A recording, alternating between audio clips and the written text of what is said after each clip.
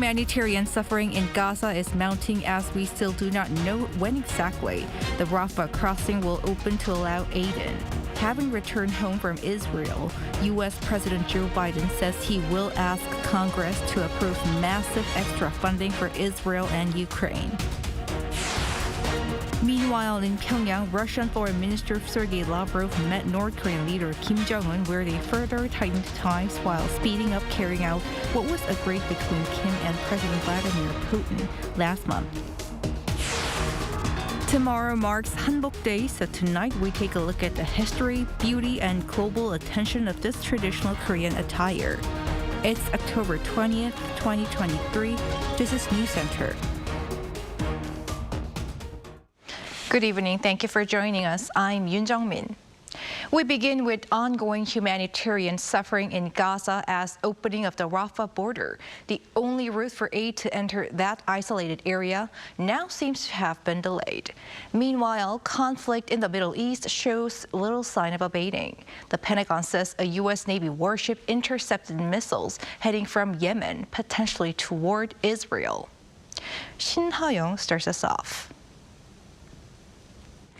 Trucks carrying aid, including food and medical supplies, have lined up waiting for the Rafah border crossing, currently the only route for aid to enter Gaza from outside of Israel, to open from the Egyptian side. We are staying here for Palestinians. We will not leave until the aid enters Palestine, to Gaza, to our Palestinian brothers. Initially, it was expected to be open at some point on Friday, but this now seems uncertain. CNN reports that it is not expected to open on Friday due to a day-long delay in road repairs to the crossing at Rafah and making sure the deliveries can be sustained. It added, citing U.S. officials, that there are expectations that the first convoy of aid will arrive this weekend, possibly by Saturday. More than 150 trucks with food, water, and fuel are waiting at the border crossing. Meanwhile, fears grow that the fighting between Israel and Hamas could escalate into a wider geopolitical conflict.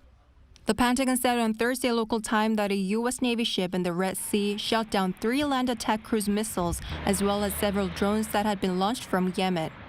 According to the Pentagon spokesperson, the missile and drones were fired by Iranian-backed Houthi militants in Yemen, potentially towards targets in Israel. Information about these engagements is still being processed. We cannot say for certain what these missiles and drones were targeting, but they were launched from Yemen, heading north along the Red Sea, potentially towards targets in Israel. Israeli Defense Minister Yoav Gallant alluded to a ground assault in the near future. He told troops gathered at the Gaza border on Thursday that while they are now looking at Gaza from afar, an order will soon come that would allow them to see the Palestinian enclave from the inside. Since the Hamas militant attack on Israel on October 7th, the number of deaths has reportedly surpassed over 5,000. The Gaza Health Ministry reported that Israel's retaliation to the Hamas attack has left at least 3,785 Palestinians dead, while the UN Office for the Coordination of Human Affairs said the death toll in Israel as of Thursday stood at 1,400. With this, many nations and international organizations are calling for a ceasefire to prevent the humanitarian crisis from further escalating. Shin Ha-young, Arirang News. Having returned home from Israel, President Biden spoke to the nation saying he would ask Congress to approve a substantial aid package for Israel as well as Ukraine. Choi Soo-hyung with more. President Joe Biden addressed the nation in a rare primetime speech from the Oval Office on Thursday at 8 p.m. local time. In the speech, President Biden emphasized the importance of Israel and Ukraine's success in the relevant wars and stated support for a substantial security package worth billions of dollars in military assistance for both countries. I'm going to send to Congress an urgent budget request to fund America's national security needs, to support our critical partners, including Israel and Ukraine. He also asked Congress to send Ukraine the weapons to defend itself without interruption. Biden said support for Israel and Ukraine was vital for the national security of the U.S., with threats to America and the world continuing to rise. It's natural to ask, why does this matter to America? So let me share with you why making sure Israel and Ukraine succeed is vital for America's national security. Biden said that both Hamas and Putin have a shared common goal. They want to completely annihilate their neighboring democratic countries. He added that the U.S. must make sure that the Israeli government has everything it needs to protect its country, but he also cautioned Israel not to be blinded by rage. Biden didn't leave out mentioning humanitarian assistance for the innocent people of Gaza. Although some doubting voices have also emerged regarding continuous support from the U.S. Ukraine was dissatisfied due to limited funding, so the U.S. has to decide on the allocation of support for Ukraine, Israel, and even Palestinians in Gaza to maintain balance. However, I believe many people might question whether the U.S. economy can sustain this support indefinitely. How long can they provide unlimited assistance? According to Reuters, Biden asked Congress for a $100 emergency budget, including $60 billion for Ukraine, $14 billion for Israel, and $10 billion for humanitarian efforts. Cho Soo-hyung, Arirang News. The most recent flare-up in the Israel-Hamas conflict has been going on for almost 2 weeks now. The death toll has risen to over 5,000, while an Israeli ground invasion of Gaza looks imminent. Our Yoon-hee takes a closer look at what's been unfolding in the region and what comes next. Hamas's recent attack on Israel was more deadly than past operations. It may represent the single worst loss of life in Israel's history, and the mass kidnapping of an estimated 250 civilians has shocked the country. One expert told Arirang News that Israel is now out for blood, which is why a ground operation seems inevitable. They added that no Israeli leader can credibly go for marginal gains against Hamas. The question now is how deep Israeli forces will go into the enclaves and how long they will stay there. So Israel's military objective will now be destroying Hamas, or at least cripple them severely. It will try demolish Hamas infrastructures and weapons, and these aim in return will likely require at least a temporary occupation of all or part of Gaza.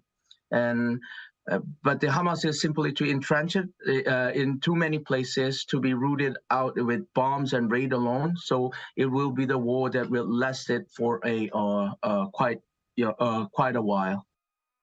The Israeli government extending the time frame for everyone to leave northern Gaza and airstriking Gaza in multiple locations means a possible ceasefire seems far away. Israeli troops have been gathering around Gaza in preparation for a ground invasion, which seems to be just a matter of time. Experts say there may be some national markets affected by the conflict, but it is not expected to have a broader global impact. But if the conflict expands, there will be bigger concerns.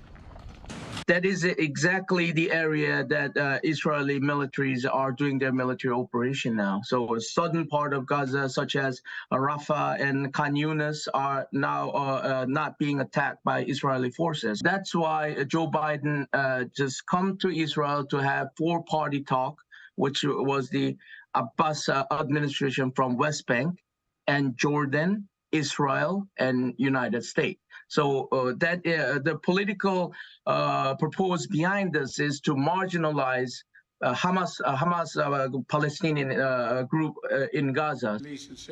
The same expert added that the key factor will be Israel's strike strategy.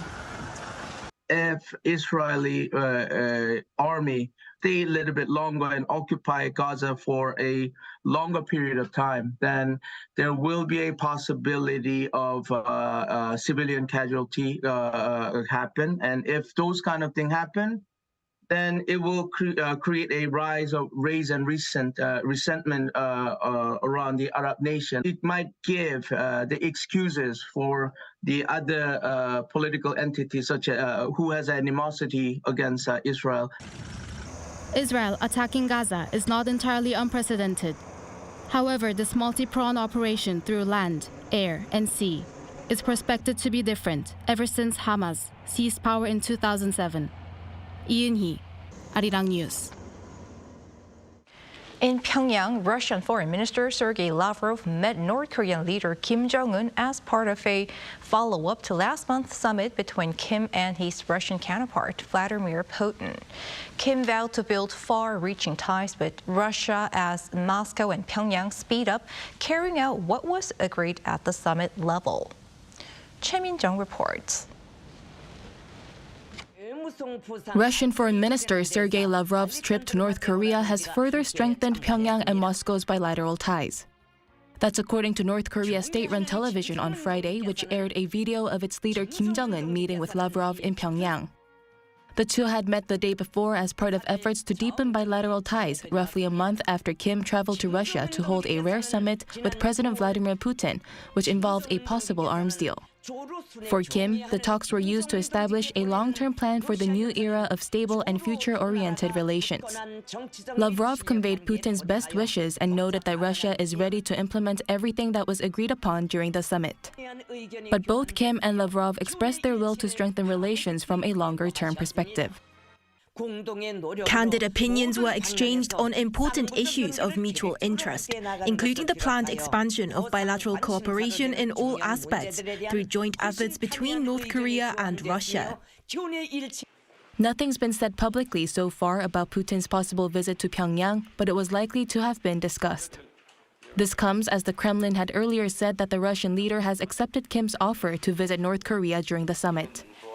Meanwhile, Russia's foreign ministry said that Russia and North Korea have agreed to resist Washington's hegemonic policy, which it says destabilizes the situation in the Asia-Pacific region. Russia also said it supports the establishment of regular negotiations to discuss security issues on the Korean peninsula without preconditions.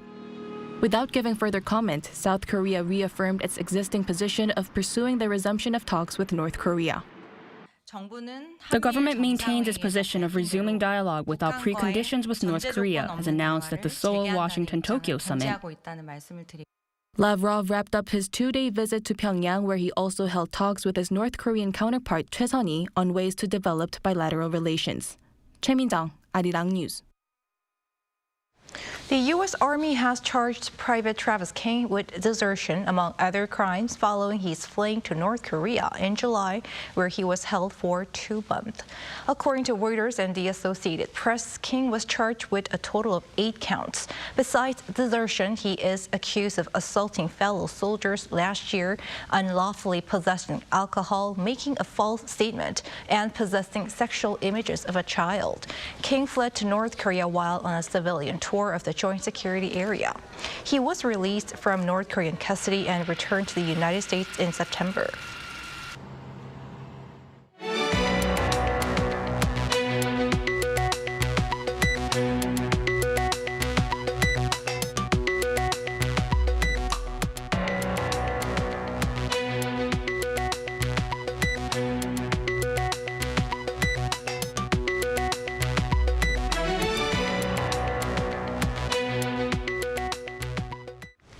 In the wake of the announcement of a government plan to bolster the nation's medical system, which includes an increase in the enrollment quota at medical schools, related talks get off to a start at the National Assembly.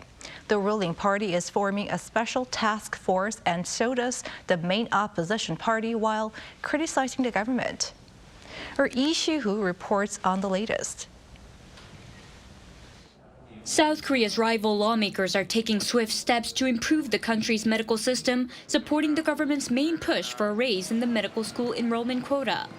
The ruling People Power Party announced on Friday that it's launching a task force to support the plan.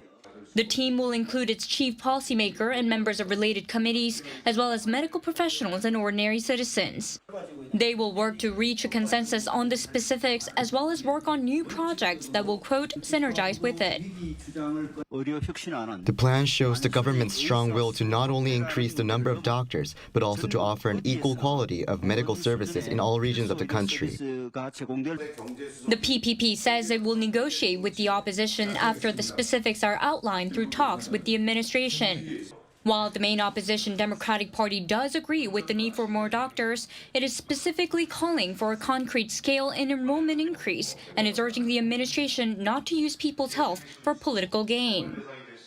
This is why the government and the ruling party are criticized for approaching this issue only to turn the tide, using public health as collateral without a consistent philosophy on public health and healthcare policies.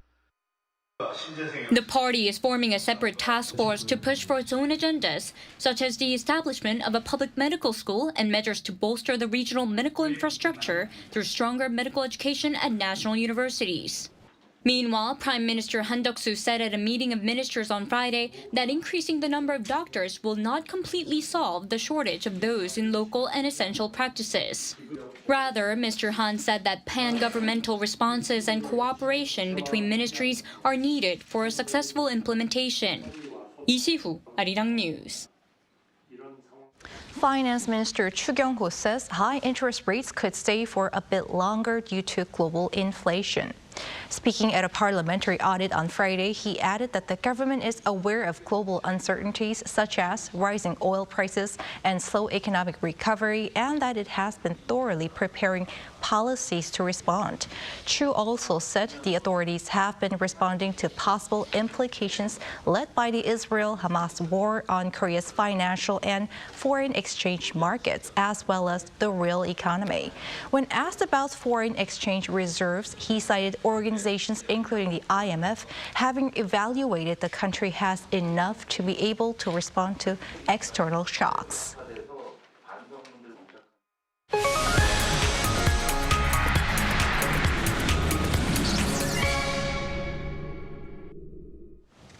It's time for our weekly arts and culture segment. We have our culture correspondent, Song Yujin, in the studio. Welcome, Yujin. Great to be here, Jong-un. I love your outfit today. Thank you for recognizing it. So there is a special reason why I wore this outfit. So I want to ask you, Jong-un, do you know what day tomorrow is? Okay, one thing I know for sure, it's Saturday, but I know it's not the answer you're looking for. You're definitely right. So October 21st, tomorrow, is actually Hanbok Day. So this day is a day that was designated by South Korea's Culture Ministry to really raise awareness and kind of promote Hanbok, which is the Korean traditional attire. So every year, the week leading up to Hanbok Day is celebrated as Hanbok Culture Week, which is the reason why I'm wearing this hanbok myself. So, but it's been almost 3 decades since Hanbok Day was first declared here in Korea, but not many people are aware of it. So for this week, marking the 27th Hanbok Day, I listened to the stories of people who are working to promote and continue Hanbok's legacy. Hanbok. It means Korean clothing. The earliest records of Hanbok date all the way back to the ancient Three Kingdoms period. While the tradition of wearing hanbok every day has dwindled, there are those who are working to make sure this 2,000-year-old heritage isn't forgotten. Like hanbok and pattern designer Jang Ha-eun, the CEO of emerging hanbok brand gov't. Her brand designed Blackpink's hanbok costumes for their Coachella headliner performance this year. Chang's designs draw inspiration from traditional Korean objects such as roof tiles or flowers. All her designs, whether that be hanbok or accessories like hats, bags, and even scrunchies, feature her unique patterns and are infused with a creative touch. People tend to save wearing hanbok for special occasions, which is a bit of a shame. I thought we could set aside traditional hanboks for those moments and introduce modified, newly designed hanboks for everyday wear. This could help hanbok become more beloved for longer. Hanbok designer Kim Ji-won has been in the industry for nearly 3 decades. Kim, who studied Korean traditional dance, created her first hanbok brand for dancers in 1994. In 2017, she launched her second brand, focusing on making more wearable and comfortable hanboks. She was in charge of the opening and closing ceremony costumes of the 2018 Pyeongchang Winter Olympics and Paralympics. She says she's witnessed a positive change in Korea's hanbok culture. In the past, hanboks were primarily concerned with adhering to traditional aesthetics like collar and sleeve shapes. Nowadays, brands are striving to infuse these garments with historical meaning and significance. This shift has led to a broader array of items with various designs within the hanbok world. Outside of Korea are those dedicated to promoting hanbok globally. The Asian American Youth Council, for instance, successfully requested New Jersey to declare the first overseas Hanbok Day in 2021. on this day, you get to see political figures donning with Korean Hanbok within the fashion show, and thereby integrating traditional Korean attire into a display of cultural respect. These are just some of the people who are stitching together tradition and innovation to make sure that Hanbok is a lasting legacy. Impressive achievements. And is there any other particular reason that you interviewed these two Hanbok designers? There actually is, Tomin. So the two designers that I met for my coverage are actually this year's recipients of the Hanbok Culture Merit Awards. So to talk a bit more about this, the Culture Ministry selects a certain number of Hanbok designers every year who they think has contributed to promoting Hanbok globally and who've also really helped in growing the Hanbok industry. So to provide more details, designer Kim Ji-won, shown in my report, has been named the Hanbok Person of the Year, while Jang Ha-eun has been recognized as the Emerging Hanbok Person. So the award ceremony actually took place today at the Seoul Museum of Craft Art located near Gyeongbokgung Palace and was followed by a Hanbok fashion show as well as Korean traditional music performance by performer Song So-hee. And what can we enjoy for the remainder of Hanbok Culture Week? So there are only like a couple of days left until Hanbok Culture Week, but there are still a lot of hands-on experience that you can experience, particularly centering around the Jong-un district in Seoul. As you know, this district is kind of like the hub of traditional Korean culture because there are the 4 royal palaces as well as the very well-renowned Insadong Street. So for this occasion, the Seoul Museum of History is worth checking out because they're displaying relatively modern Hanbok from the late 19th to the early 20th century. Which you can see right now. Visitors can also try on Hanbok for free and even have a go at making goshin, which is also known as Hanbok shoes. So Hanbok wearing has kind of become sort of a must-do activity for tourists exploring Seoul's royal palaces and around the Jong-un district areas. And these events are all available until the last day of this year's Hanbok Culture Week, which is Sunday the 22nd. I'm going to have to dig my Hanbok out tomorrow. Great. Thanks, Eugene. Thank you.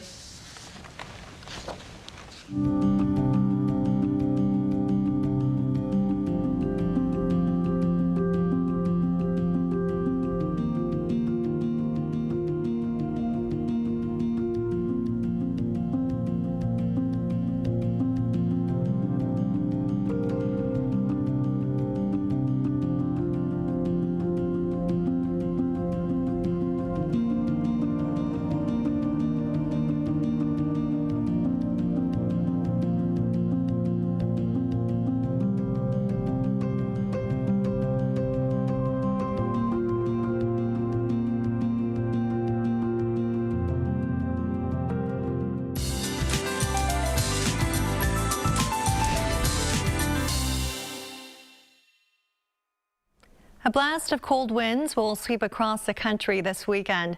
This will lead to a huge drop in morning temperatures, especially for tomorrow. Chilly mornings are expected with lows of only 5 degrees Celsius, which is the lowest of the season so far.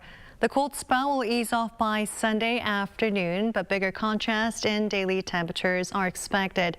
Make sure to dress in layers to keep your body temperatures warm. With overnight temperatures plummeting significantly, frost may be seen for the morning hours. For mountainous regions where readings will be dropping to negative figures, ice may appear as well. Please look out for the potential damage to agricultural crops. Also, gusty winds are in the forecast for all coastlines surrounding the peninsula. This may lead to high waves, so for those fishing or boating, make sure to refer to the latest weather forecast. Aside from Jeju Island, the entire nation will see lows in single figures. Tomorrow, Seoul and Daejeon will be starting off at 5 degrees. Highs in Seoul will get up to 16, Daejeon and Gwangju 18, Busan will be topping out at 19 degrees. The 5-day forecast calls for clear skies along with wide temperature gaps. That's all for now, and here are the weather conditions around the world.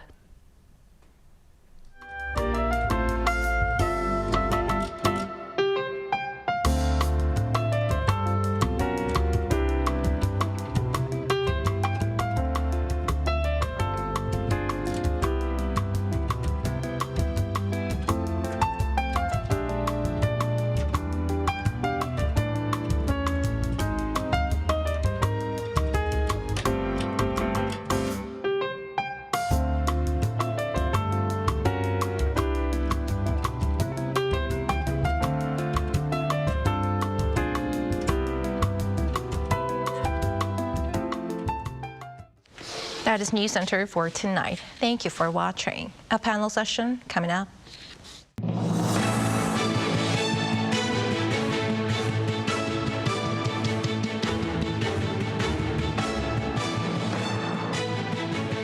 I'm live.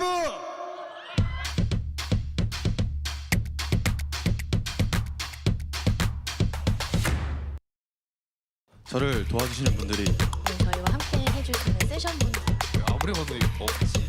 텐션 같은데 아니라고 아무도 안 하는 거고.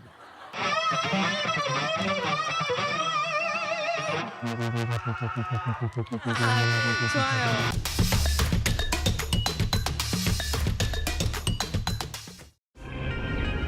한국에 오면 먹어야죠.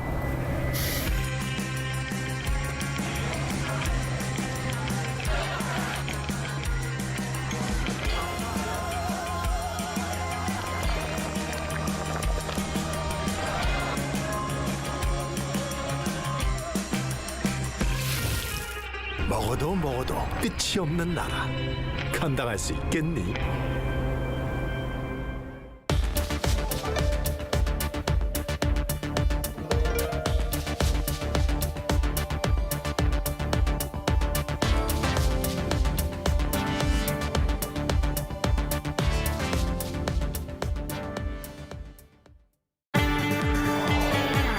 Arirang TV is conducting a quality and satisfaction evaluation to enhance the broadcast service for viewers worldwide. Please visit our website www.arirang.com to provide your honest opinions. Participants will be entered into a draw for a chance to win prizes. 2023 Overseas TV Viewer Survey. We look forward to hearing from you.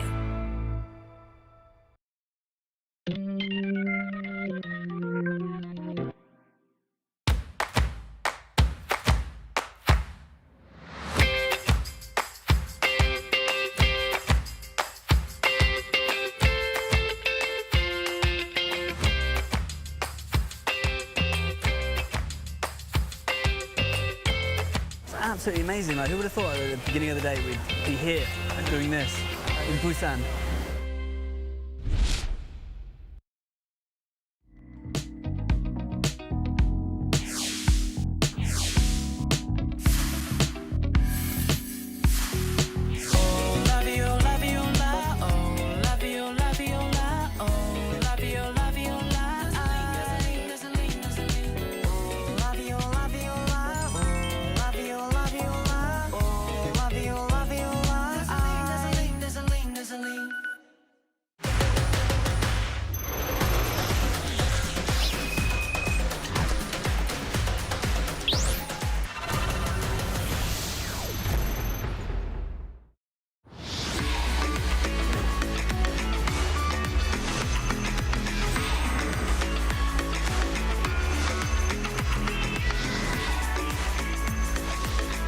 Lotte takes a new leap beyond its boundaries.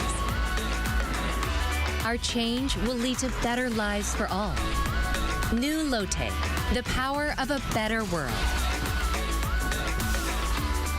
New today, better tomorrow. Lotte. Welcome.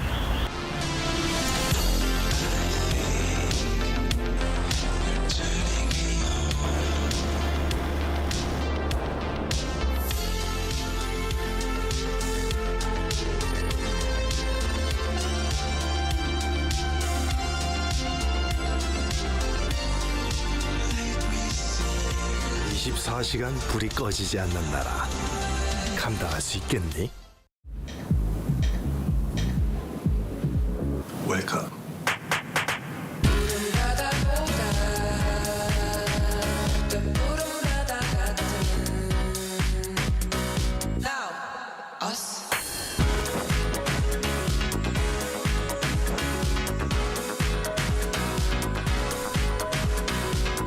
엄청난 에너지를 춤으로 뿜어내는 나라. 감당할 수 있겠니? 한국에 오면 먹어야죠.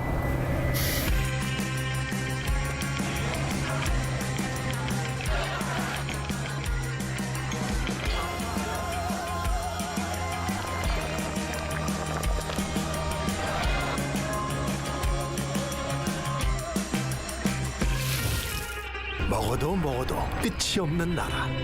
감당할 수 있겠니?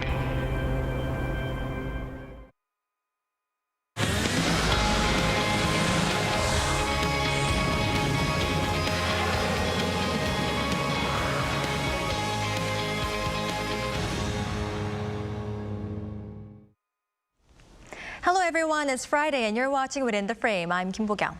Quite recently, the International Monetary Fund announced that it kept its GDP growth forecast for the global economy steady at 3%, but lowered its expectation for next year by 0.1 percentage points to 2.9%. This due to a faltering Chinese economy and a sluggish manufacturing sector. For South Korea, the organization maintained this year's growth outlook at 1.4%, but revised down next year's forecast. What are the reasons behind this, and how do experts see the current global economy? For more on this, we have invited Professor Sung-soo Eric Kim from Uni School of Business Administration. He is also the founder and CEO of DataCrunch Global. Professor Eric, welcome. Thank you for having me. Thank you for being with us. And we also have Professor Hwa-kyun Kim from Texas A&M University's Mays Business School. Professor Kim, welcome. Thank you for the invite. Thank you. Now, Professor Eric, first question. So recently, the IMF maintained this year's global growth rate at 3%, but cut next year's outlook to 2.9%. Why is this so? We have speculations that the economy is recovering, but at the same time, we are foreseeing macroeconomic risk. At least we can point out 4 risks that are consistently becoming a bottleneck to the economic growth of the world. First, the Ukraine and Russia war situation is continuing, which the energy price and other macroeconomic situations are impacted by the situation. And we have a developing war between Israel and Palestine, which will have an impact on the oil price primarily, and which we cannot really predict how the situation will evolve. We also have a continued inflation in U.S. economy, which we expect that the Feds will not decrease the interest rates in short term. So this is becoming a global uncertainty that we expect that the global economy will not see a significant growth next year. And finally, the Chinese economy is slowing down. So this is becoming a major influence to the global economy, since the Chinese economy used to be, it traditionally is the strongest buying power. It's the economy with the strongest buying power. So I could summarize that these are the macroeconomic risk factors that the IMF is concluding on. All right. Well, among many reasons Professor Eric mentioned was faltering Chinese economy, Professor Kim. As far as I know, China's GDP growth in the third quarter of this year exceeded economists' forecasts, reaching 4.9% on year. Is this not enough to change the outlook? Well, first of all, like including IMF, the lots of forecasting models are different, and IMF uses different model, and so it's not always easy to forecast accurately. And also, I just looked at the IMF's outlook, the documents, and then they use the data up to like 2022. So it's not super updated data. So in some sense, there could be some lags in forecasting. Having said that, I just also looked at the IMF's outlook about the China, and then they think that the IMF thinks that the recent the recovery mainly comes from the retail sector and also service sector, while they're still grappling with the real estate tech sector and the related financial sector, which actually has more, the bigger impact, more and bigger impact, and also the issue I think is going to be more long term. So clearly they think that this is more important than the recent recovery, so that I think is impacting that. Right, I see your point. Now, Professor Eric, as you have already mentioned earlier, inflation is one of the most important factors that determine global growth projection. And the IMF said the global inflation is forecast to decline steadily, while core inflation might take a little bit longer to come down, perhaps until 2025. Why is this? So we have to understand that monetary policy takes time. So although the central banks play around interest rates to aim to control the economic situations, it takes about a year to 2 year lag effect on when the actual policy takes into place in the economy. So we need a little bit more time for the for policies for Fed to be effective in the market. And also we have to understand that during COVID, not only Fed but all central banks have poured in historical amount of money supply to the market, which the market still needs time to digest. And additionally, the war situation in Israel and Palestine is developing, and also OPEC is agreeing on reducing the supply of oil, which we expect that the oil price will rise, which will cause a fundamental influence to the inflation. And that's why the Fed is pessimistic of the inflation situation being controlled at current stage of the U.S. economy. All right, so we'll have to wait for 1 or 2 years to see core inflation being maintained and being contained. I would say not from now, but from the point that the central government starts to deploy such policies, we should see at least about a year period or longest 2 year of lag periods to see it being effective. All right, I see. Now, Professor Kim, let's also talk about geopolitical issues as well. The situation is getting serious in the Middle East region with the possibility of Iran becoming involved in the Israel-Hamas conflict. If Iran does, it is highly likely that, as our Professor Eric already mentioned, oil prices will surge, and this would inevitably affect inflation as well. To what extent might this happen? Well, obviously, if the Iran really is deeply involved with this the conflict of the Israel-Hamas, then clearly this becomes like a structural break in terms of like the inflation and also the oil price and the monetary policy. So we have to check how likely Iran is going to be really involved, and the war situation is getting aggravated. But having said that, basically, if the oil price goes up because of this, then at the same time, the U.S. and other oil exporting countries start thinking, if this continues, then this is going to be a big problem. So they'll probably try to increase the supply, at least by some sort of deviating countries. And then I think the monetary policy probably try to just to curb the inflationary pressure by increasing the interest rate, or at least to maintaining the high interest rate. So it is going to be very conflicting and uncertain period, at least for a year or something. So we have to see at least for the next quarter or something to see how this situation evolves to talk more about it. All right, I see. We'll have to just wait and see how the situation develops. Now, Professor Eric, according to the IMF report, the U.S. is seeing a higher possibility of soft landing.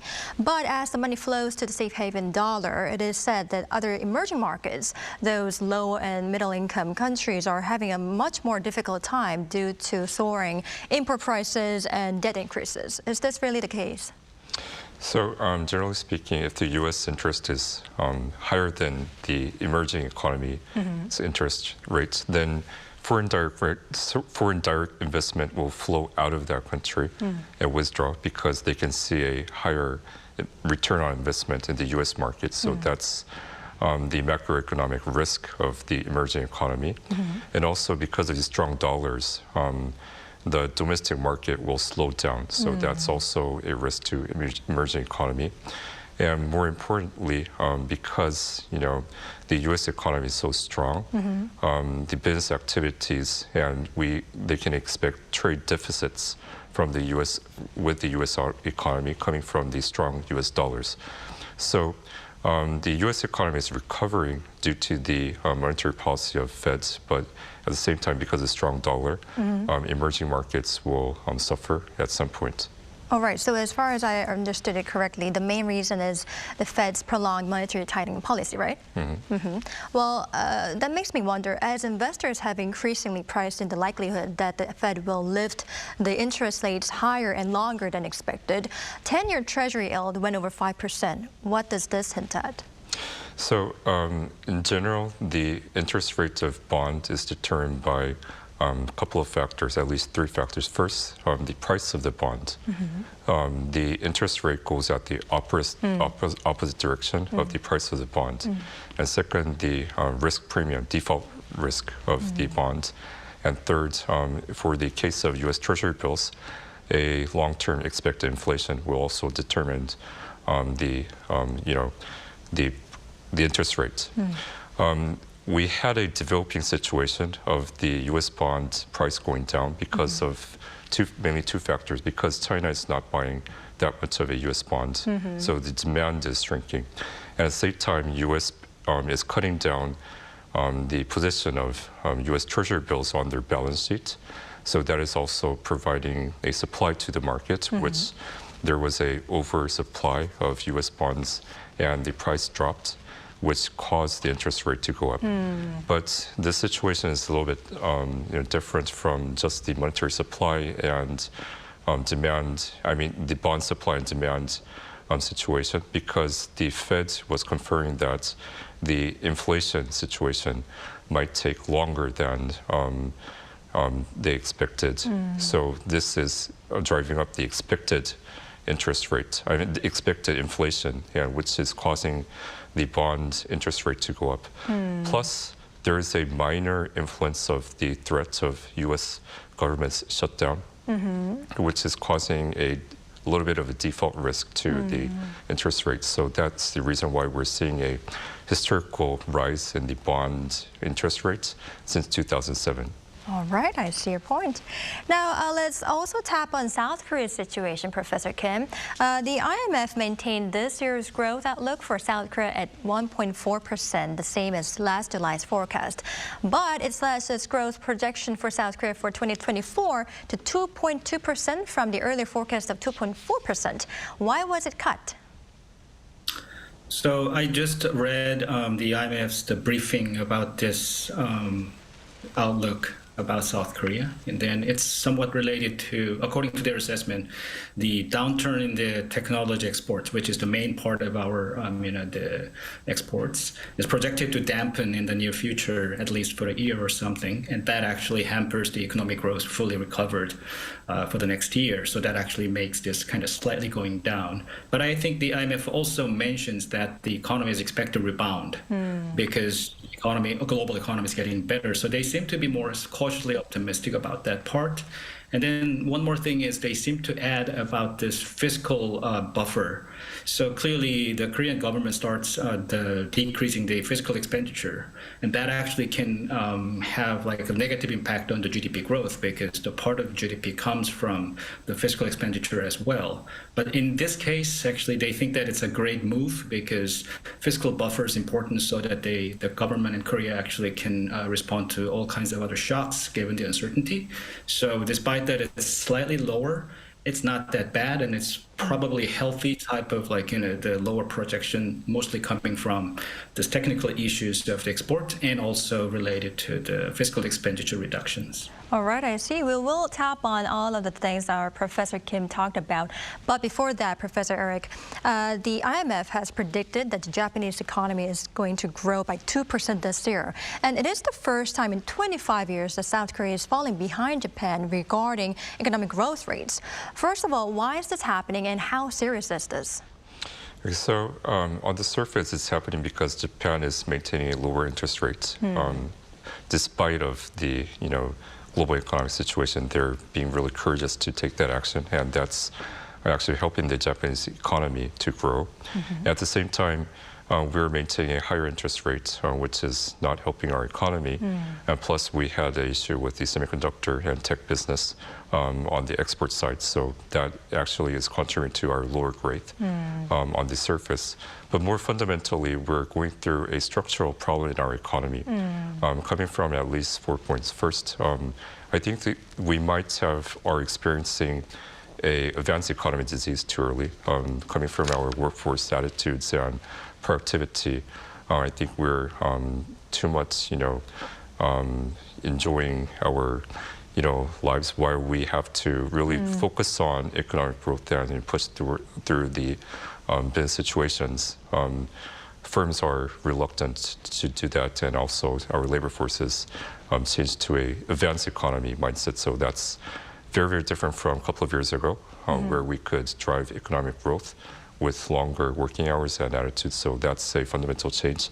The second thing is regulation. So there are still a lot of sectors at least in the growing, technological industries, that we have to deregulate in order to foster the industry. So this is becoming a continuous issue for our economy.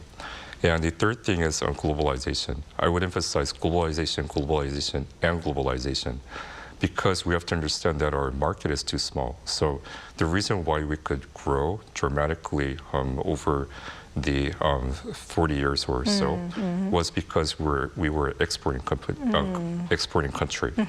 But if that engine slows down, then we immediately face a risk on our economy. Then how do we maintain that engine? We really have to get into the global mindsets. Our companies have to be born to be global, etc. And the last thing is probably real estate and debt. We have too much debt, household debt, which is caused by the expectation that the real estate price will go up and insecurity and real estate policies, etc. All right, I see. Now, Professor Kim, you have already mentioned this, but I'd like to delve a little bit deeper. Finance Minister Cho said the economy is entering a recovery phase, like you said before, based on some indicators, especially regarding semiconductor industry performance. Is it really? Well, the answer is probably yes and no. It's mostly yes, but very recently, I think the U.S. starts blocking again, the export of these semiconductor chips to China. So I think because of that, I think some of the U.S. and also the Korean semiconductor chip makers' stock prices just plummeted. So clearly there are some new developments, and obviously the U.S.-China trade tension is not over yet, and probably this is going to continue for the time being, because it's kind of a tug of war, never sort of ending for the time being. So in terms of an overall global recovery phase-wise, yes, it is true that the semiconductor business now, I think, hit the bottom and starts going up. But then the big buyer, China, is probably going to be still somewhat weak because of the these tensions and also the U.S. regulations. So we have to see. All right. Well, Professor Eric, even if our Professor Kim says the chip industry is seeing a recovery, like he said, there are certain uncertainties. And adding on to that, there are still concerns over growth as well. And could that be the reason why the Bank of Korea, maintained its key interest rate recently? So I think it's a very difficult situation, because if you look at our inflation rate, which is 3.7%, and considering the interest rate gap between U.S. and ourselves, which is U.S. is 5.5% and we are 3.5%. So we are looking at a historical spread of 2%. We have to increase the interest rates, but at the same time, if you look at our household debt, we have about $830 billion of household health debt, and our economy is also having a problem. So if we increase the interest rates, then we immediately get into a short-term economic risk. So we're really stuck in the situation that we cannot increase our interest rate, and neither we can reduce our interest rate. I've been publicly worrying this situation since 2022, and actually we're in that situation right now.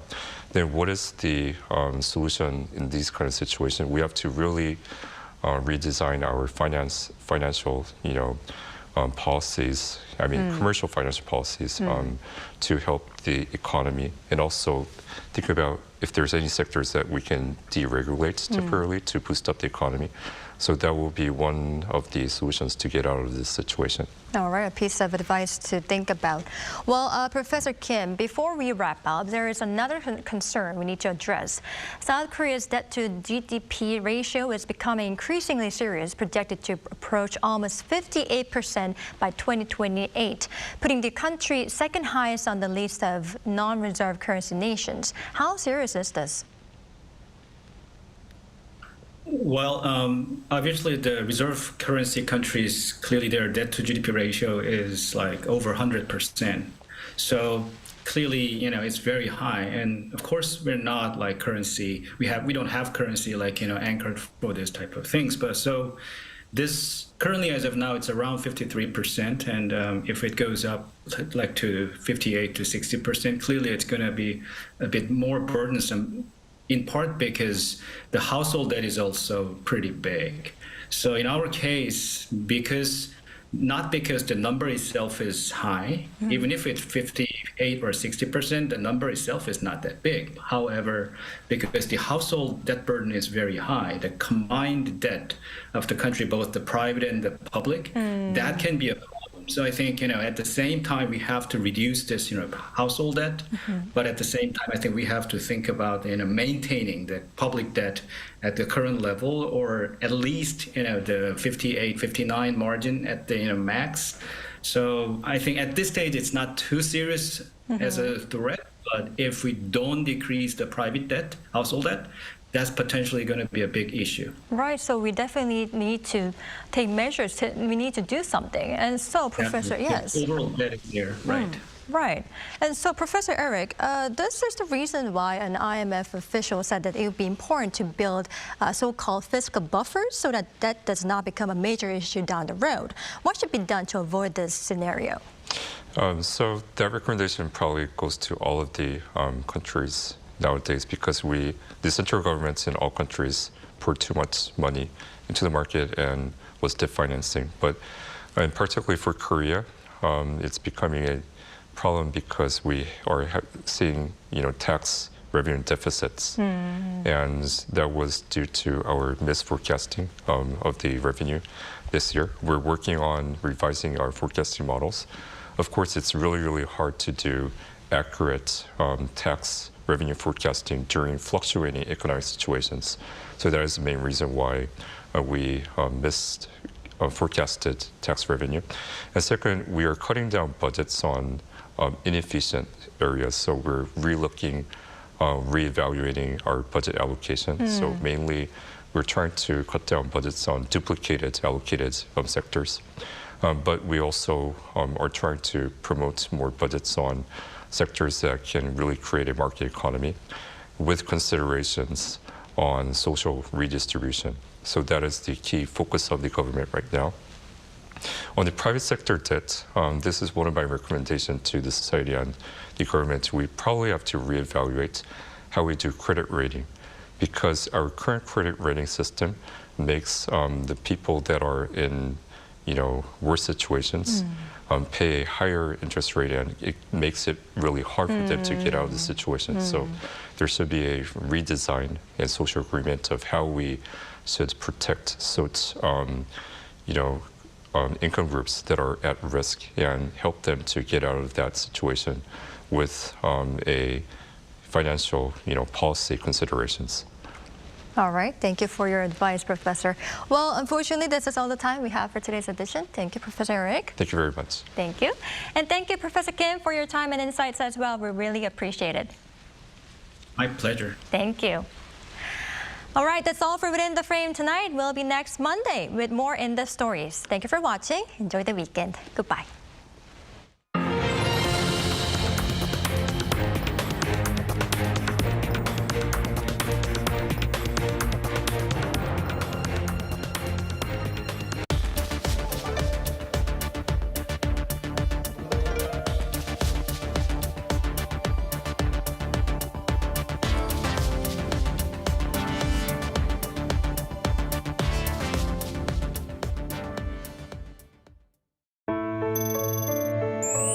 Hello, I'm your name.